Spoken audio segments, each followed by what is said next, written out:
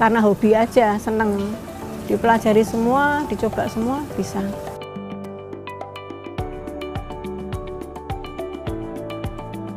Wah, kalau koleksi itu tidak. Soalnya koleksi lama sama koleksi baru kan terus ya. Jadi yang dulu ada yang mati, kemudian ada lagi, datang lagi. Apalagi kan kalau kita di sini Pak Ari kan menyilang sendiri. Enaknya di anggrek kan itu inovasi tiada henti katanya. Jadi selalu menyilang lagi akan muncul bunga baru lagi, menyilang lagi muncul bunga baru lagi, sehingga banyak variannya.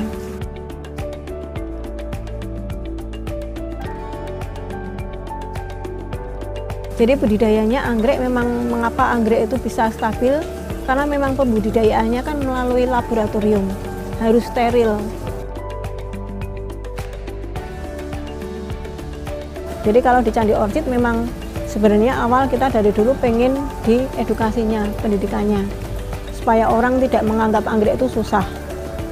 Kita berharap anggrek itu bisa dibudidayakan oleh semua orang, semua kalangan, semua bisa membudidayakan, sehingga semua juga bisa melestarikan. Anggrek spesies pun, anggrek yang dari hutan tidak terus dibeli, ya dibeli orang luar sampai lari keluar tuh jangan. Sebisa mungkin ya kita semua belajar lah. Karena yang kita pelajari semua pasti bisa.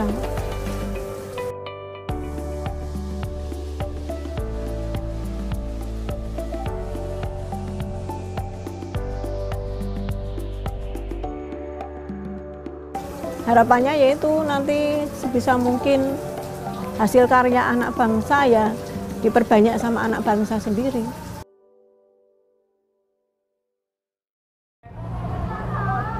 Nah, itu tadi ya sedikit cerita dari Ibu Eni. Ini sebenarnya Bu, pagi ini saya jadi agak minder nih, karena cantikan anggreknya daripada saya ya kelihatannya. Ini indah banget gitu ya, apalagi saya suka warna-warna rada-rada ungu gini. Kalau kayak gini sebenarnya warnanya sebutannya apa Bu berarti? Ya masih ungu kemerahan sih. Ungu kemerahan. Iya. Oke, dan tadi kita balik lagi ke masalah sekitar pandemi ya.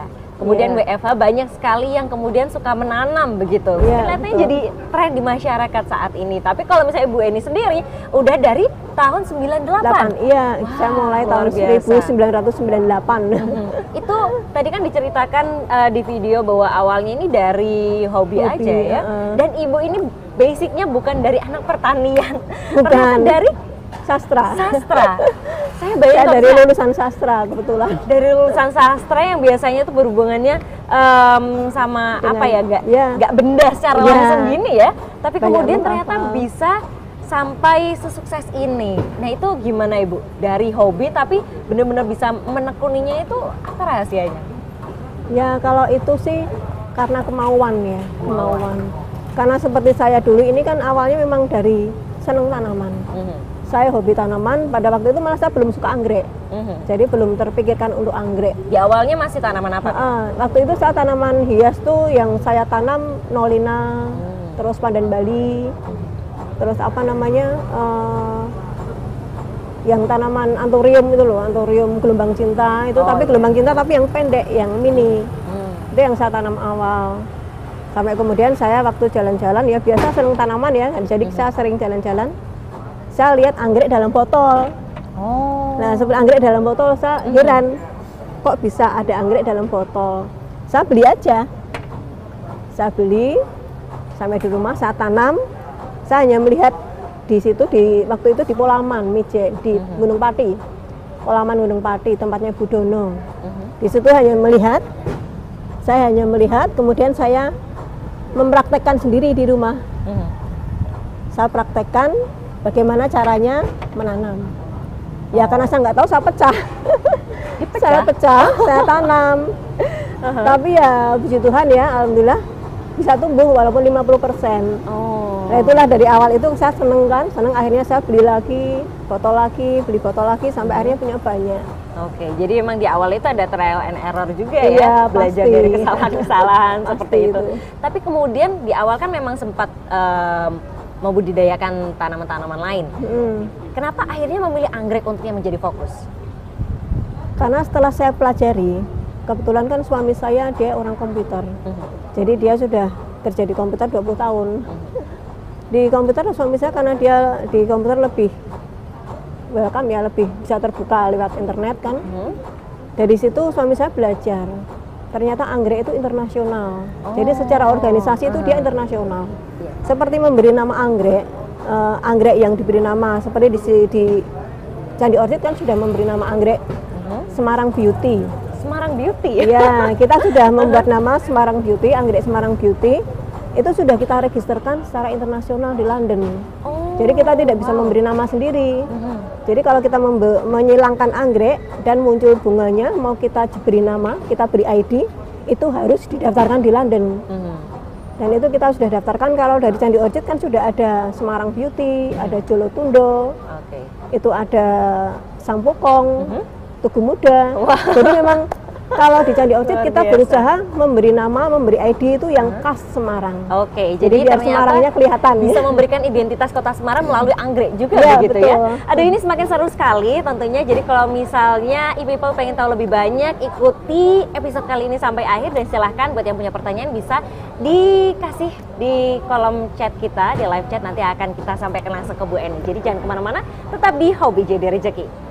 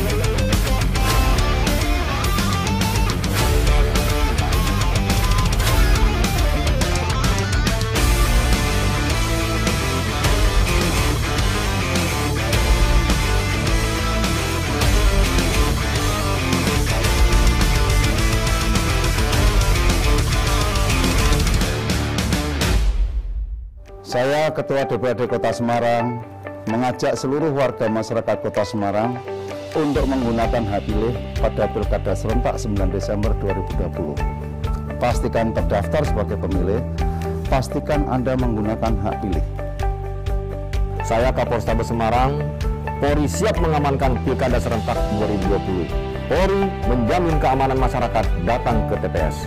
Saya, Komandan Kodim 073 PS Semarang, siap bersama Polri mengamankan Pilkada Serentak 2020 dan siap bersama Polri menjamin keamanan masyarakat untuk datang ke TPS. Sukseskan Pilkada Serentak 2020. Luber, jurdil, demokratis, dan aman dari COVID-19. Pilkada untuk kesejahteraan rakyat.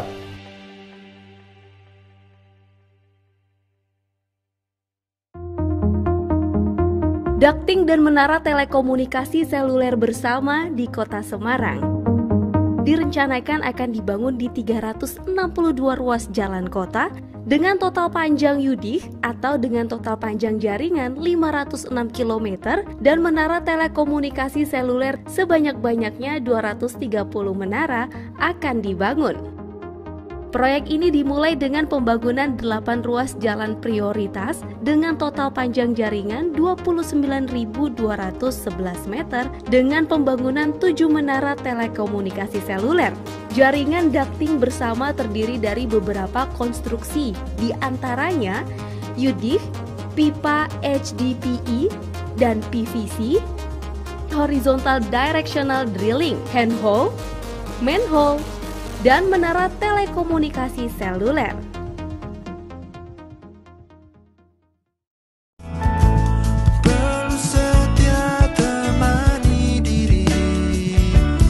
Oh bilakah esok seperti ini.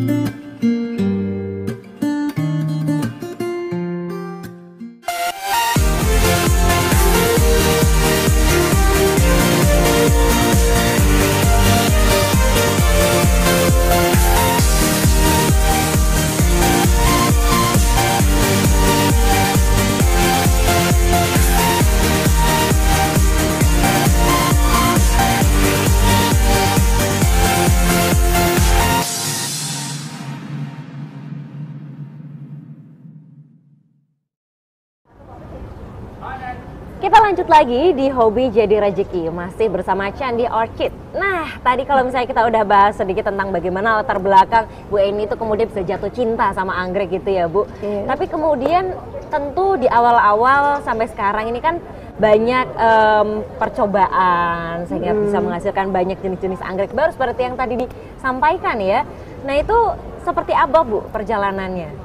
Dari untuk kemudian belajar yang awal, terus bisa sampai membuat anggrek yang dinamai dengan identitas Semarang sendiri. Oh iya, kalau itu emang awalnya emang kita dari botol itu ya, kita dari botol. Ini awalnya anggrek. Awalnya anggrek ya. Kebetulan kita juga memiliki lab di rumah. Iya. Ya. Laboratorium sendiri. Laboratorium, iya. Keren sekali ya. Ya, ini bisa di. Oke, ini biar saya pegang aja kalau gitu ya. Nah. Ya. Di Candi Orchid kan kita mempunyai 3 divisi.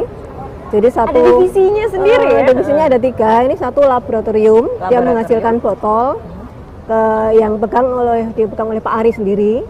Jadi memang Pak Ari itu basicnya juga dari komputer, bukan dari pertanian. Karena hobi dan mau belajar, akhirnya bisa. Semua otodidak sendiri, tidak ada yang belajar melalui kursus atau melalui studi di kampus, enggak. Berarti belajarnya dari internet? Ya, dari internet, karena memang kebetulan dari komputer ya, sehingga kan untuk belajar di internet itu lebih terbuka. Iya. Yaitu belajar dari situ, kebetulan dengan orang-orang luar ya, dari Singapura, dari Thailand, sering chat dengan mereka, akhirnya Pak Ari bisa membuat ini. Ini awalnya, tahap awal di anggrek, prosesnya ini, membuat anggrek dari dalam botol ini dari hasil persilangan. Jadi dua anggrek dari 2 bunga disilang nanti jadi buah. Buahnya nanti kalau udah 3 bulan 4 bulan ditebar dalam botol. Oh, jadi buahnya yang dimasukkan ke dalam sini ya? Dibuka kan, buahnya dibuka dimasukin dalam botol. Bijinya berupa bedak seperti bedak kecil, banyak. Jadi kecil sekali gitu ya? Itu ditebar di dalam botol sehingga dia tumbuh anakan banyak. Tumbuh tunas baru. Dan ini di dalamnya medianya apa? Ini medianya agar-agar.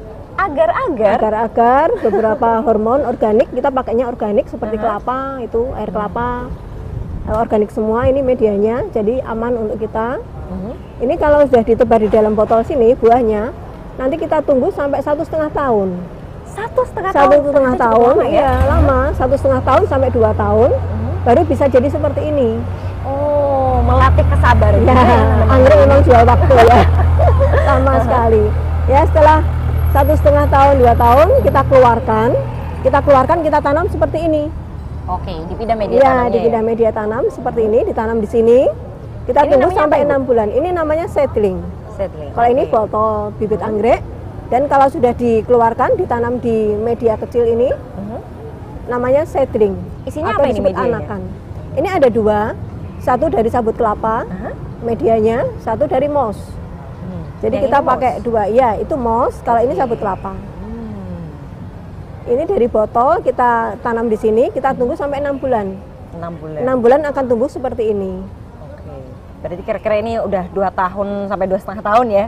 Ya, kalau sama dari botol ya. Ya, sama dari botol. Ya, setelah 6 bulan, kalau di tempat divisi kita kan tadi pertama ada yang lab ya, laboratorium yang pembuat botolnya. Dan yang kedua di divisi ini, jadi botol kita serahkan ke bagian kebun. Ke bagian kebun untuk dibuka, ditanam seperti ini. Ini bagian kebun yang urus. Bagian kebun yang urus selama 6 bulan dia rawat. Kemudian dari 6 bulan ini dipindah lagi ke remaja. Seperti ini. Remaja dulu. Jadi habis dari seedling, ini seedling, kita pindah ke media besar jadi remaja. Berarti istilahnya ada yang bayi, ada yang anak-anak, ada yang remaja. Oke. Ya. Jadi istilahnya anggrek banyak kan? Oh. Ini yang remaja. Setelah remaja, 3 sampai 6 bulan kemudian kita tunggu dia akan menjadi dewasa dan berbunga. Oh, ini ya, yang sudah mulai dewasa. Ya. Gitu. Oh. Jadi itu segmennya kelas-kelasnya anggrek seperti itu. Jadi ada botol, ada seedling, ada remaja, dan ada bunga. Berarti proses paling lama itu ketika di botol ya? Ya, sebenarnya sama sih. 1,5 sampai 2 tahun. Kalau di total sama, ini 2 tahun. Kalau dari buka botol sampai bunga juga 1 tahun. Kalau yang ini berarti kira-kira umurnya udah berapa? Kalau anggrek bulan berbunga di Semarang sampai 2 tahun. Dari buka botol sampai berbunga 2 tahun. Tapi kalau anggrek dendro bisa 1 tahun. Nah, tadi kalau misalnya kita sebutkan ada ini anggrek bulan, tapi tadi juga ada yang anggrek sampokong. Iya benar. Ya, itu sampokong, itu dendrobium hasil silangan kita, hasil Oke. silangan candi orchid. Nah, itu perbedaannya sama anggrek lainnya apa? Dari warnakah atau bentuk? Ya, itu karena hasil silangan ya. Hasil silangan, jadi silangan A sama B disilang akan jadi bunga baru, muncul bunga baru, varian baru. Nah, varian baru, bunga baru itu kita beri nama. Sesuai dengan karena kita yang menyilangkan sehingga kita boleh memberikan nama. Nah, itu ada aturannya nggak, Bu? Ketika kita mau mendaftarkannya ke London tadi dengan nama-nama yang kita ciptakan dan anggrek yang baru kita bikin? Ada. Nanti kita akan waktu kita mendaftarkan kita harus tahu betul itu silangan apa dan apa, kapan disilangnya, kapan berbunganya, itu harus jelas semua. Dan juga ada ini, kita harus tahu diameternya berapa, kuntumnya ada berapa, tanamannya tinggi seberapa. Jadi semua harus itu ya? semua harus dijelaskan semua. Oh, prosesnya sulit nggak untuk itu sendiri? Sebenarnya tidak kalau sudah terbiasa. Bener Tidak sih. Nggak ada yang sulit kalau kita udah terbiasa. Iya, gitu. semua kalau kita mau melakukan bisa pasti. Oke, ini jadi semangat juga untuk kita ya, bahwa ketika kita punya keinginan mau menekuninya dan juga mau mendalaminya, tentu nanti pasti bisa ya. Pasti bisa. Tidak akan sulit lagi. Iya. Wah, ini sesuatu yang sangat membanggakan loh ya. Jadi kontribusi masyarakat untuk Kota Semarang juga, karena Ibu Eni ini dari hobinya ternyata bisa menciptakan sesuatu yang bisa menjadi identitas untuk Kota Semarang. Luar biasa ya. Nanti kita akan bahas lebih lanjut lagi, dan tentunya bagaimana dari tanaman-tanaman ini kemudian bisa berubah menjadi uang. Wah, tentu akan kita bahas lebih dalam setelah yang satu ini. Ini dinanya.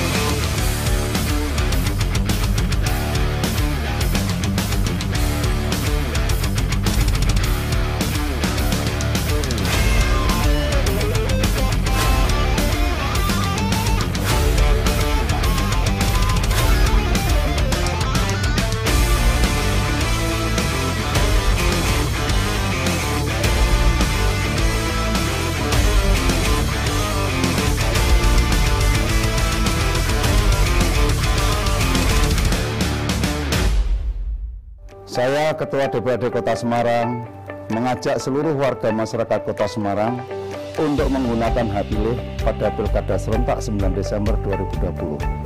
Pastikan terdaftar sebagai pemilih, pastikan Anda menggunakan hak pilih. Saya Kapolrestabes Semarang, Polri siap mengamankan Pilkada serentak 2020. Polri menjamin keamanan masyarakat datang ke TPS.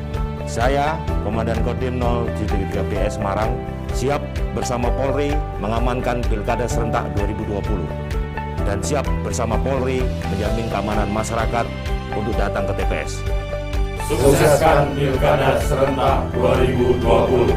Luber, jurdil, demokratis, dan aman dari COVID-19. Pilkada untuk kesejahteraan rakyat.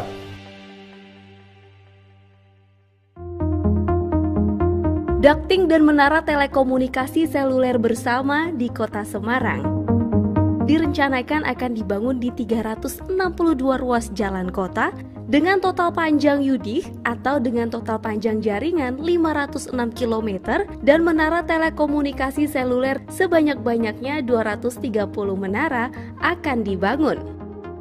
Proyek ini dimulai dengan pembangunan 8 ruas jalan prioritas dengan total panjang jaringan 29.211 meter dengan pembangunan 7 menara telekomunikasi seluler. Jaringan ducting bersama terdiri dari beberapa konstruksi, di antaranya UDIF, pipa HDPE, dan PVC, horizontal directional drilling, handhole, manhole, dan menara telekomunikasi seluler.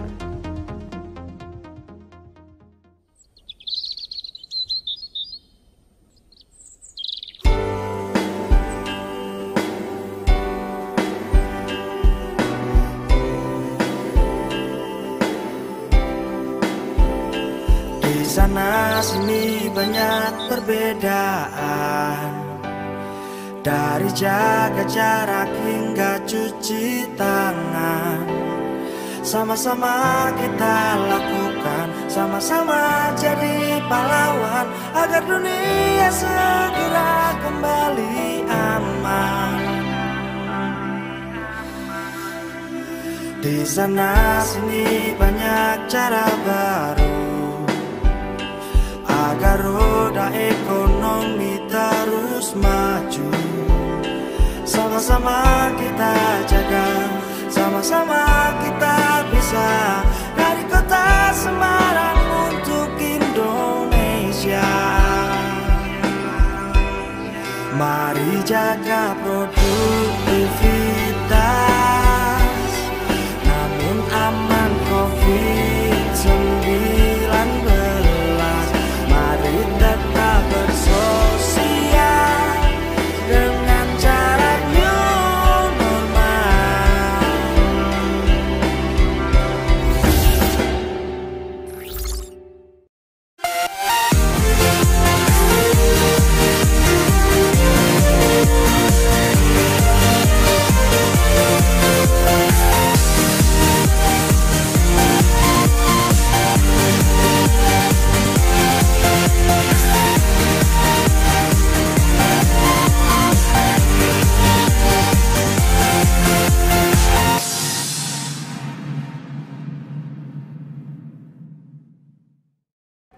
Hobi jadi rezeki bersama Candi Orchid. Oke, kita akan lanjut lagi di segmen ketiga ini. Kita pengen tahu bagaimana Ibu Eni dengan hobinya ternyata bisa kemudian memberikan kontribusi terhadap ekonomi keluarga ya Bu ya? Iya, betul. Itu dari mana Ibu? Menjual bibitnya kah? Atau menjual ketika sudah berbunga seperti ini? Atau apa? Enaknya main anggrek itulah. Itu enaknya main anggrek, kita ada 4 segmen. Jadi segmen pertama tadi dari botol. Ya. Dari botol ini kalau dijual harga 75.000. Wow, lumayan juga ternyata ya. Isinya banyak, lebih dari 30 tanaman. Oke. Ya. Ini segmen pertama kita Satu bisa jenis produksi aja botol. atau bisa dicampur? Ini karena persilangan, jadi hasilnya bisa macam-macam. Oh. Jadi kalau satu jenis ya satu botol isinya dendro semua. Iya. Kalau anggrek bulan semua. Jadi kalau vanda semua gitu. Jadi satu botol memang satu jenis tanaman anggrek. Oke. Tapi hasilnya memang macam-macam. Oh, ini 75. Kemudian Iya. ada apa lagi? Yang kedua, segmen kedua di ini mainan seedling. Seedling. Oke. Iya, kalau di pasar sekarang ini harganya sekitar 20 lah. 25.000. Oh, ternyata Ya, yang di dalam tergantung botol juga. lebih mahal daripada yang seedling ya? Iya, tapi kan usianya udah 6 bulan, Mbak. Iya. Kita udah ngerawat 6 bulan, tapi kan botol 75 isinya 30. Kalau ini kan satu. Satu. Satu. Oh, betul. Jadi ini udah menghasilkan juga. Ini juga menghasilkan. Nanti kalau ini dipindah ke pot besar, kita repotting di pot besar, harganya beda lagi. Bisa naik, harganya bisa sampai 50, 75 itu tergantung dari ID-nya. Oke. Tergantung dari hasil silangannya. Tergantung dari jenisnya, ada vanda, bulan, cattleya, semua beda. Jadi setiap tanaman, jenis tanaman itu lain harganya. Dan harga juga tergantung dari ID, tergantung dari hasilnya. Itu memang beda. Setelah dari remaja, kita dewasakan, kita bungakan, bisa kita jual lagi. Nah, itu ya. Jadi ternyata banyak sekali. banyak bentuk produknya begitu Iya. ya. Dan udah banyak banget yang tanya ini Bu di live chat kita di YouTube. Yang pertama dari Hairul, kapan akan membuka pelatihan budidaya lagi? Nah, ini ternyata Bu Eni beliau sering membuka kelas ya Ibu. Iya, Pernah betul. bekerja sama juga sama dinas? Dinas, ya. Kebetulan memang saya dari awal dulu tahun 98 saya mulai anggrek kan dari nol ya. Iya. Saya dari belajar sendiri tanpa ada ikut pelatihan kemana-mana dan tanpa basic ilmu. Karena dari nol makanya saya berpikir semua orang pasti bisa. Sehingga saya punya keinginan saya memberikan pelatihan kepada siapapun yang mau belajar. Karena saya tidak ingin orang beranggapan anggrek itu susah. Iya. Anggrek itu mahal, enggak. Saya pengennya semua orang bisa merawat anggrek, bisa membudidayakan anggrek. Jadi kalau beli anggrek tidak terus beli terus mati, tapi saya berharap beli terus dirawat kembali bisa bunga lagi. Sehingga mereka bisa koleksi bunganya, bukan koleksi potnya ya. Karena ini Koleksi pertama pasti bunganya. di awal-awal beli nanti mati, beli mati. Iya. Tapi harusnya ini kita bisa beli sampai kemudian bisa berkembang Iya dibudidayakan betul. begitu ya. Makanya itu kita ada sistem edukasi.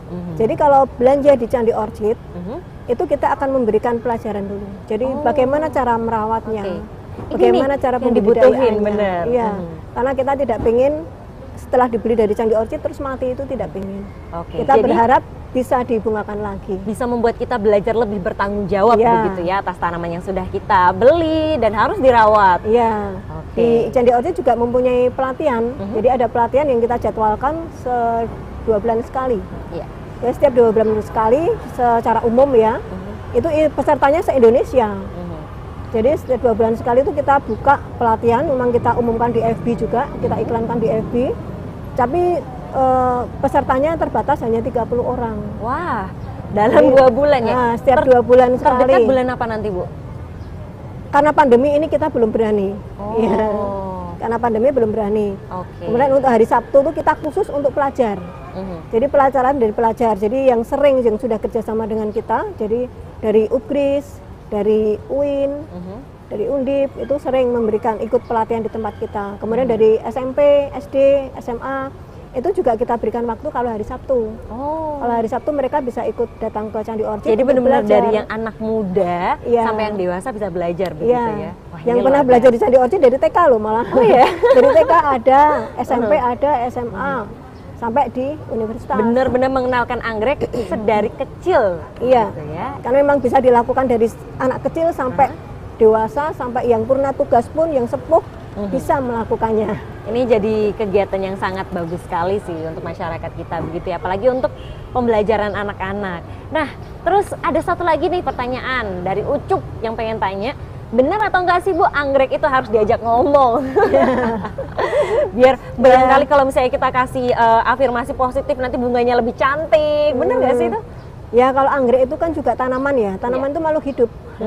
Tanaman itu makhluk hidup. Memang semuanya kalau kita ajak komunikasi, kalau kita memberi, kita akan menerima kan. Iya.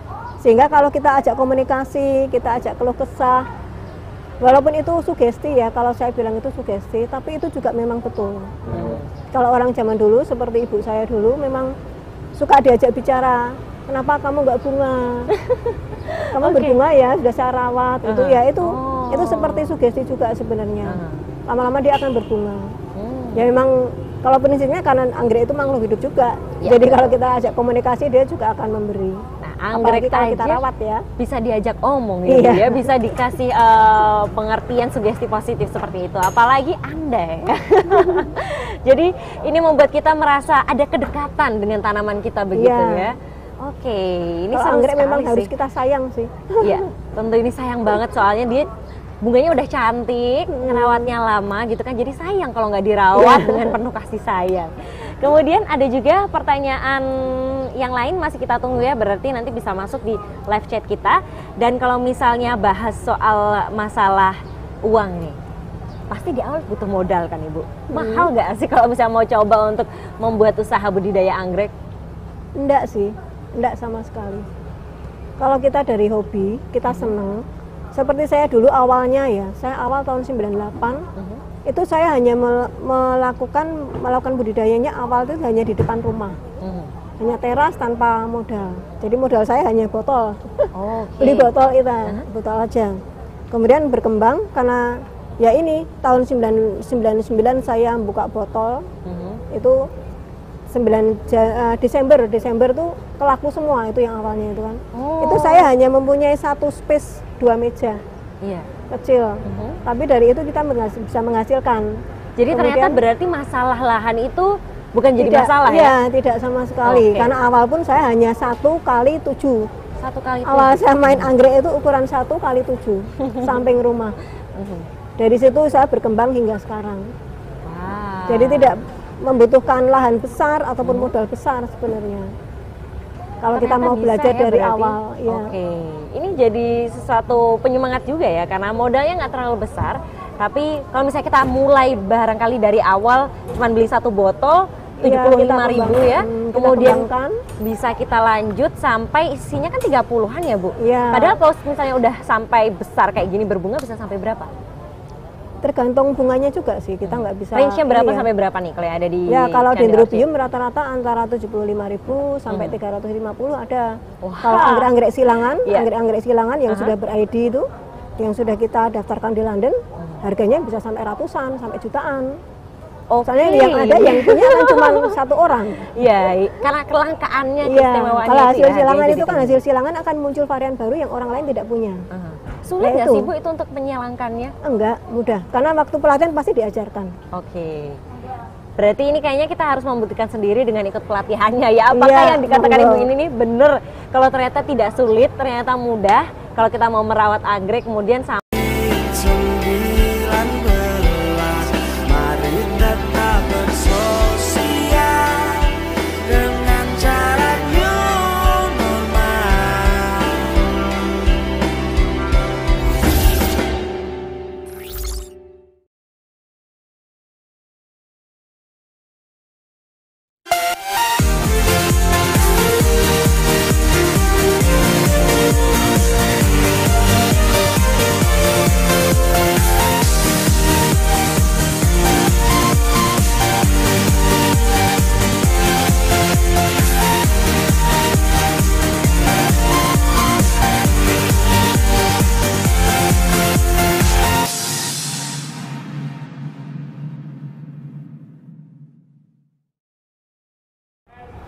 Kita kembali lagi di Hobi Jadi Rezeki. Ini tadi di belakang layar saya sudah melanjutkan perbincangan dengan Bu Eni dan ternyata bisnis ini bisa sangat menggiurkan, bener ya Bu? Tapi tentu saja untuk bisa mengembangkannya menjadi sebuah bisnis kita harus tahu bagaimana cara perawatannya. Nah, kasih tips dong Bu Eni bagaimana untuk kita yang lagi pemula mau belajar untuk memelihara anggrek.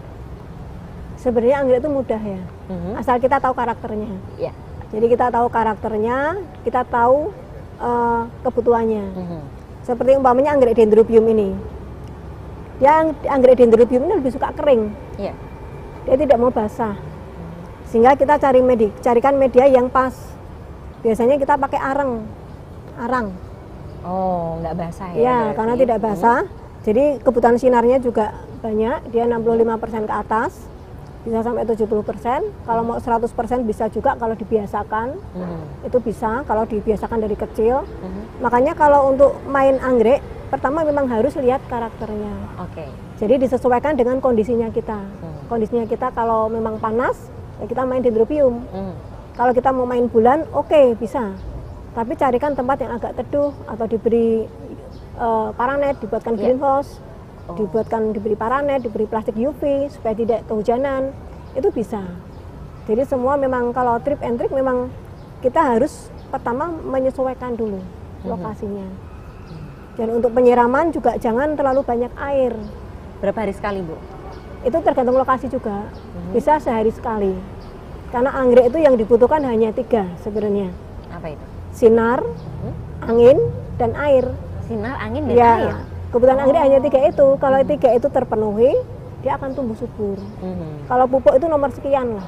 Oh, Terakhir, ternyata iya. bukan faktor utama ya? Iya, bukan. Jadi yang dibutuhkan itu sinar, angin, dan air.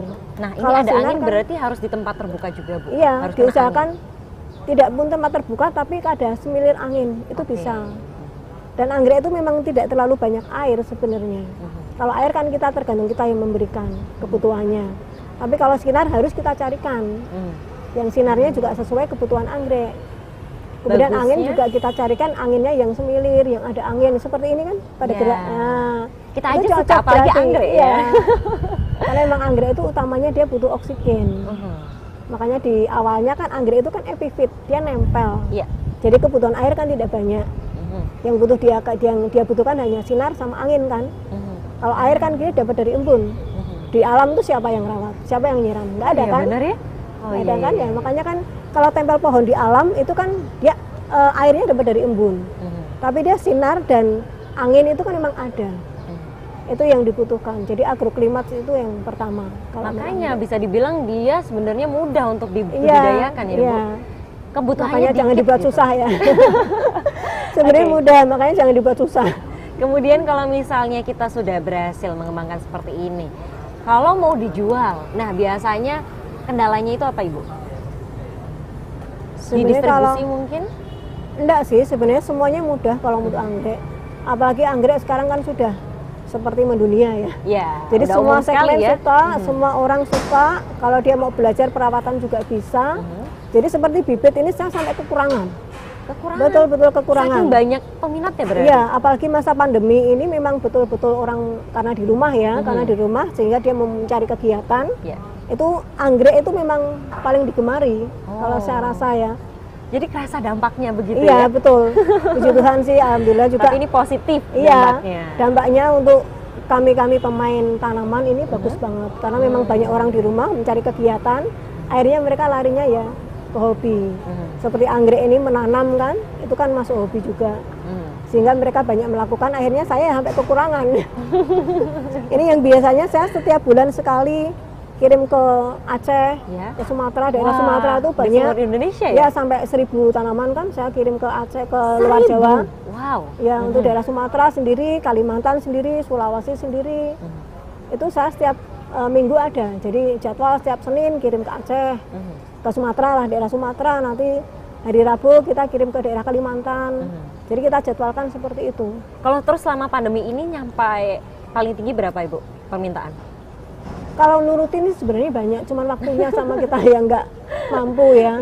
Kita nggak mampu, sama bibitnya juga kita agak kekurangan.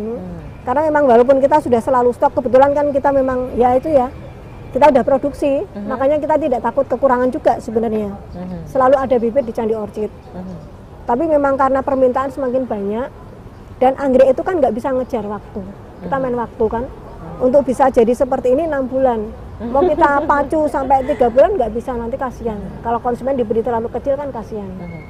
Sehingga ya karena waktu tidak bisa mengejar, akhirnya ya jadi bisa dibilang tetap memperhatikan kualitas gitu ya, ada standarnya. Ya, kita tetap standarnya ada. Kita jadi setiap standar penjualan untuk pengiriman terutama, kita tetap harus ada standar kualitasnya. Kita nggak bisa sembarangan kirim. Luar biasa ini ya.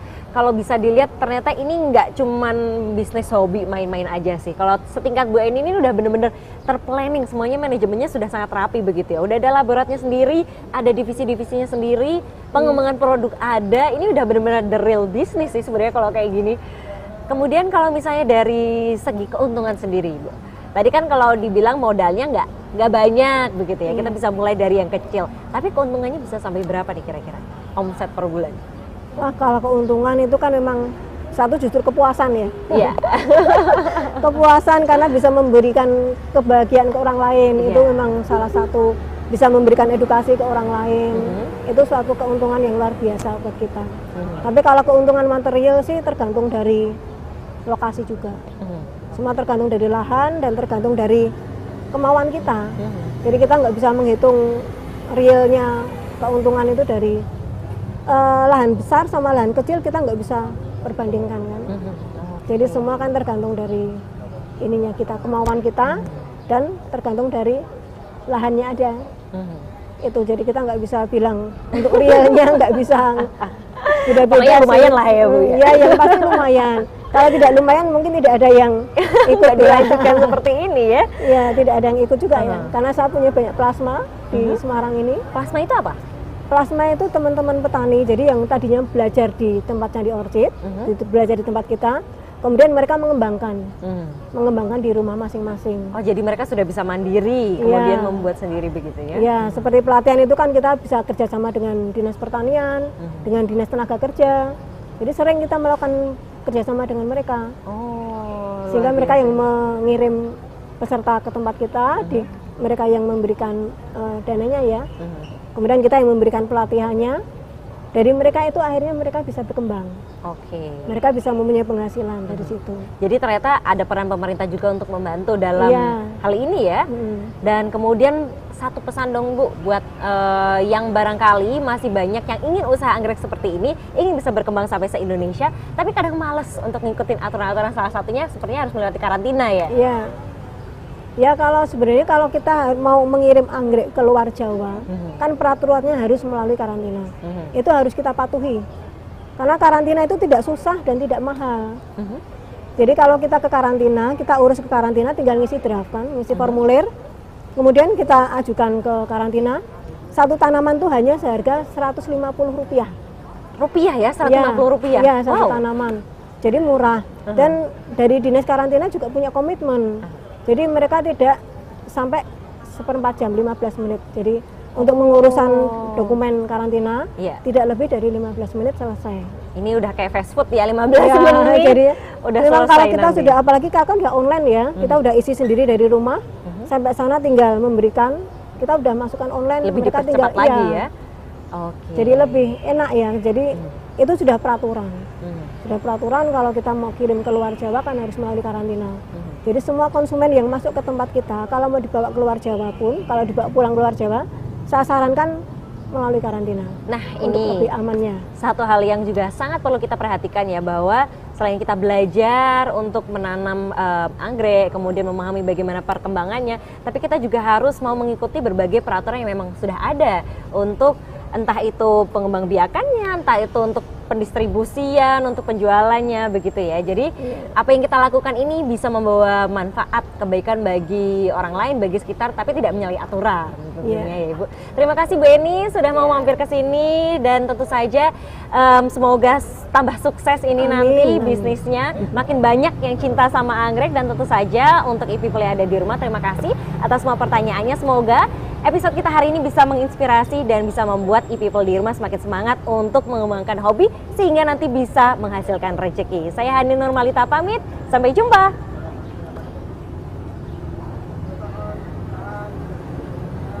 Kalau ini apa Ibu maksudnya? Apa? Ini